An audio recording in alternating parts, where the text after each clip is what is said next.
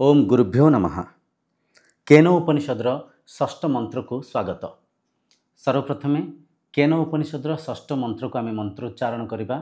से मंत्रर अर्थ माध्यम आम स्वाध्याय करी निजर आत्मतत्व को निजर सत्सत्ता को चिन्हापी चेष्टा प्रचेष्टा करवा। मंत्र एपरिका अछि। यच्चक्षुषा न पश्यति येन चक्षुंषि पश्यति तदेव ब्रह्मत्वं विद्धि नेदं यदिदमुपासते। एठी मंत्र रे कहा जाउछि यच्चक्षुषा ना पश्यन्ति, ये आखि से ब्रह्म को देखि पारिबनी, से ईश्वर को देखि पारिबनी, से भगवान को ये आखि चर्मचक्षु देखि पारिबनी। येन चक्षुषि पश्यन्ति तदेव ब्रह्मत्वं विद्धि। ये आखि को देखिबारे जो शक्ति साहाय्य होसंती, जो शक्तिर आधार रे ये आखि देखि पारुछि किंबा एमती कहि परिबे ये आखि को जो शक्ति विनियोग करसंती तदेव ब्रह्मत्वं विद्धि, तांको तमे ब्रह्म बेलिकरी चिन्ह। नेदम एदितम उपास्यते, नेदम एदितम उपास्यते, तमे जहाँ को उपासना करुच से ब्रह्म नुहंती। बहुत गभीर कथा आज्ञा ये कह जाऊँगी। ये आखि ब्रह्म को देखि पारिबनी, ये आखि माध्यम रे जो ब्रह्म देखुसंती, ये आखिर जे साक्षी, ये आखिर जे द्रष्टा, तांको तमे ब्रह्म बेलिकरी चिन्ह। नेदम एदितम उपास्यते, जो भौतिक पूजा आदि कार्यक्रम करुच, जो बाहर अनित्य पदार्थ को देखुच, सी ब्रह्म नुहंती। कहबार तात्पर्य जदि देखा को आम गभीर भाव में तर्जमा करी चिन्हापी चेष्टा करवा, ये तीनटा स्तर रे देखा अच्छे। तीनटा स्तर रे प्रथम स्तर है ये चर्मचक्षु माध्यम आम भौतिक संसार को देखुचे, जहाँ भी दृश्य को देखुचे आखि माध्यम से सब है भौतिक स्तर दृश्य। आखि माध्यम आम द्वितीय स्तर रे मन रे देखुचे, मन रे देखुचे, आखि माध्यम रे भी देखुचे, आखि बंद थिबा समय रे भी आम देखुचे। जो द्वितीय स्तर दृश्य अच्छी से है विचार, से है चिंता चिंतन, से है स्मृतिर संग्रह। आखि माध्यम आम जहाँ सब देखुचे से दृश्य मन भितर संग्रहित होइकि रहुछि। से संग्रहित स्मृति ही विचार रूप रे मन रे परिचालन होछि। तो द्वितीय स्तर रे आमे मन रे दृश्य को देखुचे। तृतीय स्तर रे आमे से चैतन्य सत्ता जो ब्रह्म अछंती, ब्रह्म तृतीय स्तर रे देखुसंती। द्रष्टा भाव रे, साक्षी भाव रे, मनर ऊर्ध्वरे थाइकरी मन को देखुसंती। आमे जेतले जागृत अवस्था अच्छे आखि माध्यम बाहर सब भौतिक वस्तु पदार्थ को देखुचे। आमे जेतले शयन अवस्था अच्छे शुई पड़ुचे, यही संग्रहित स्मृति को ही विचार माध्यम स्वप्न परीक्षा देखुचे। स्वप्न माने आउ किछि नुह। अनेक लोक कथा कथित गप कहानी कहीकि कहती स्वप्न रे ठाकुर स्वप्नइले, स्वप्न रे ठाकुर आसथिले। ठाकुर आज्ञा आसंतिनी कि जांतिनी, ठाकुरंकर माध्यम ब्रह्मंकर आधार रे मन इंद्रिय परिचालन होउची। से थांती, से अछंती, से नित्य पदार्थ। तेणुक राति रे शयन अवस्था आम जो स्वप्न को देखुचे, से स्वप्न विचार स्मृति मन रे चलुची। तो ताको किए देखुसंती? तृतीय स्तर रे से ब्रह्म देखुसंती, से आपण देखुसंती।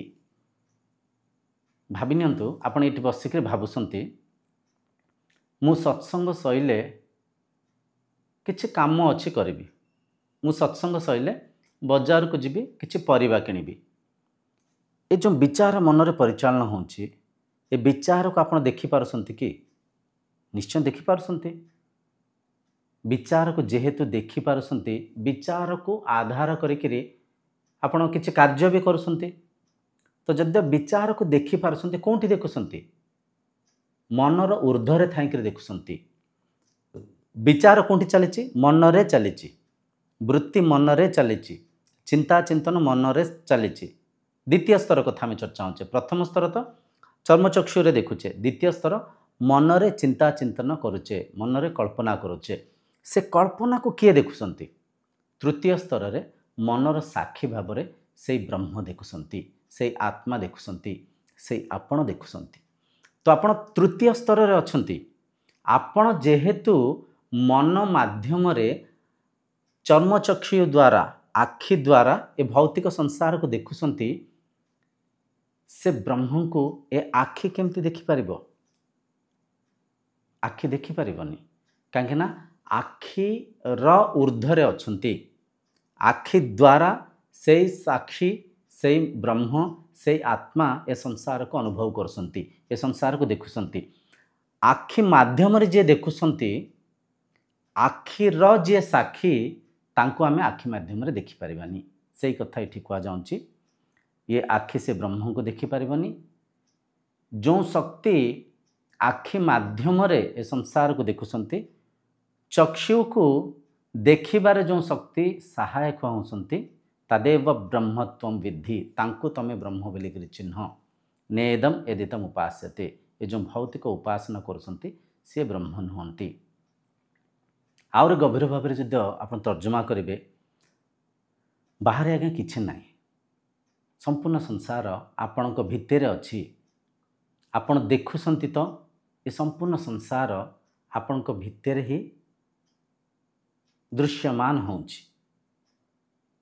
ଆମେ ଅନେକ କଥାକୁ ଅନୁଭବ କରୁଥାଉ, କିନ୍ତୁ ସେ କଥାର ଗଭୀରତାକୁ ଆମେ ପରଖି ପାରିନଥାଉ। ଜ୍ଞାନର ଅଭାବରୁ ସେ କଥାର ସତ୍ୟତାକୁ ଆମେ ବୁଝିପାରିନଥାଉ। ମନ୍ଦିର ଯାଇକରି ହଠାତ୍ ଆମେ ହାତ ଯୋଡ଼ିକରି ଆଖି କାହିଁ ବନ୍ଦ କରୁଛେ? ବାହାରେ ସେ ମୂର୍ତ୍ତିଙ୍କୁ ମାନସ ପଟାଳ ମାଧ୍ୟମରେ ଦର୍ଶନ କରି, ମନକୁ ଅନ୍ତର୍ମୁଖୀ କରି, ଅନ୍ତରରେ ବସିଥିବା ସେ ଅନ୍ତରାତ୍ମା ରୂପକ ସେ ବ୍ରହ୍ମସତ୍ତାକୁ ଚିହ୍ନିବା ପାଇଁ ଆମେ ଚେଷ୍ଟା କରୁଛେ। ବୁଝିପାରୁଛନ୍ତି?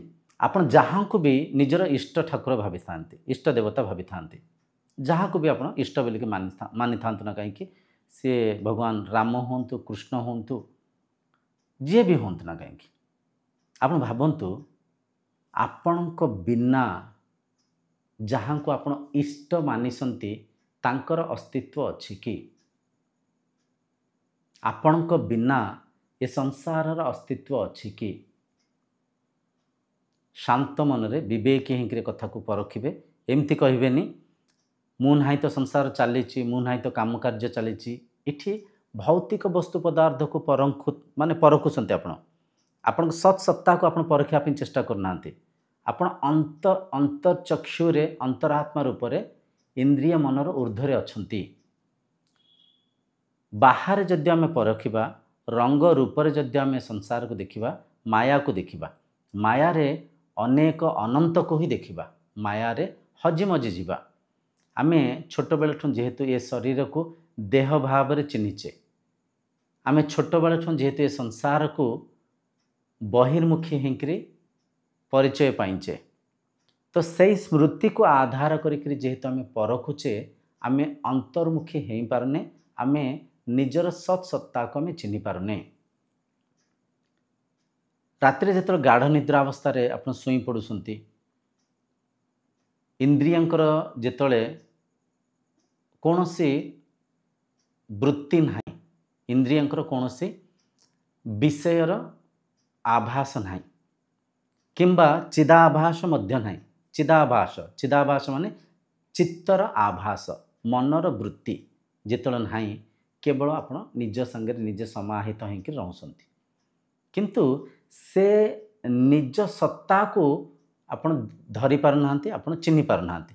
ନିଜ ସାଙ୍ଗରେ ଯେତେବେଳେ ମନ ଯୁକ୍ତ ହେଉଛି, ନିଜ ସାଙ୍ଗରେ ଯେତେବେଳେ ମାୟା ଯୁକ୍ତ ହେଉଛି, ମନର ଯେଉଁ ବୃତ୍ତିକୁ ଯେହେତୁ ଆପଣ ଦେଖିପାରୁଛନ୍ତି ଦୁଇ ରୂପରେ, ଭିନ୍ନ ରୂପରେ, ଆପଣ ସେ ବୃତ୍ତିକୁ ଚିହ୍ନି ପାରୁଛନ୍ତି।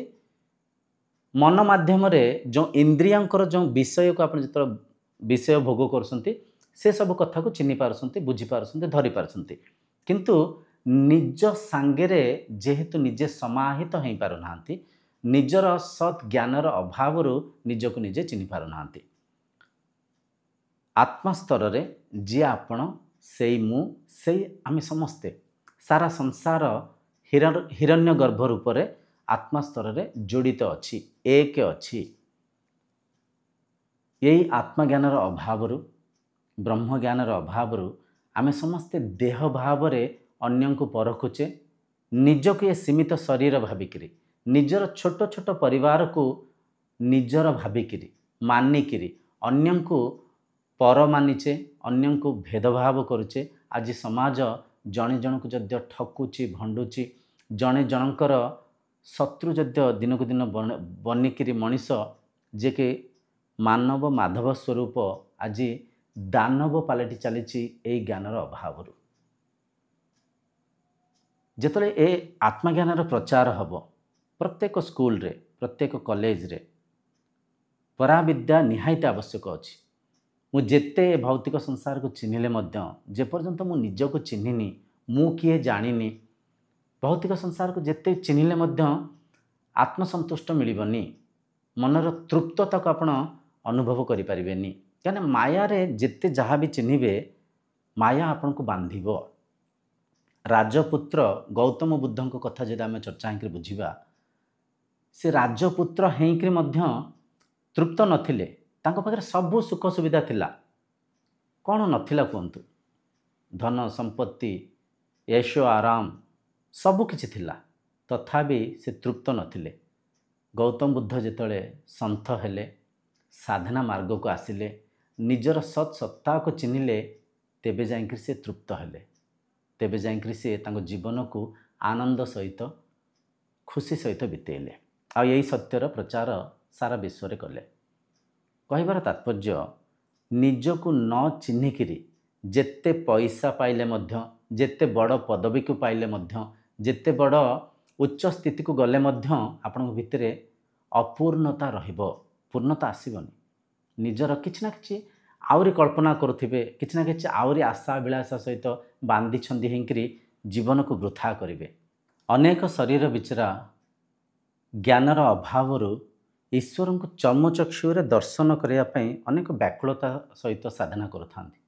मु प्रभु को दर्शन पाती कि, मु ईश्वर को देखती कि, मु ईश्वर को स्वरूप को थरे चर्मचक्षु देखिपारती कि, ईश्वर को दर्शन करती कि, एपरिका अनेक शरीर भावी था। किंतु एक कथा को मन में बसई दिंतु, द्रष्टा हेले ईश्वर, विषय हेले ईश्वर, वस्तु नुहंती। चर्मचक्षु द्वारा जहाँ भी रंग रूप को आप देखुंट से सबू परिवर्तन होची, से सबू अनात्मा अनित्य पदार्थ, नित्य नुहे। नित्य पदार्थ जे कि विषय, जे कि द्रष्टा, जे कि मनर साक्षी, से आपण निजे निज को चिन्ह हेले निज भितर निज सांगे निज को समाहित होगा पड़ो। जहाँ भी दृश्य को देखुंट दृश्य ईश्वर नुहंती, दृश्य को देखुवा द्रष्टा हेले ईश्वर। जहाँ भी मन में चिंता चिंतन करुँच से विचार ईश्वर नुहंती, से विचार को देखुवा साक्षी हेले ईश्वर, से विचार को देखुवा द्रष्टा हेले ईश्वर। तेणुक ये मिथ्या मान्यतार ऊर्ध्व को जातु, विषय को वस्तु रूप रे, आत्मा को अनात्मा रूप रे, नित्य पदार्थ को भौतिक वस्तु पदार्थ रे देखिबा असंभव। जेतले विधिवत साधना करिवे, शास्त्रवत साधना करिवे, निज संगे समाहित हेबे, मनर प्रज्ञान स्थिति को, मनर तुरीय स्थिति को जेतले आपण जाई परिबे, निज संगे समाहित होकरी निज को चिन्हि पारिबे। आशा करछि आपण माने ए सब कथा को बुझी पारुथिबे। आजिर सत्संग को एठी विराम देबा। आगामी मंत्र रे आउरी गभीर कथा को आमे चर्चा हेकरी ए सब कथा को जीवन रे आचरण करिबा, निजर सत् सत्ता को चिन्हिबा पई आध्यात्मिकता को आमे माध्यम करिबा, ना कि भौतिक वस्तु पदार्थ प्राप्त करिया पे। ओम शांतिर्भवतु।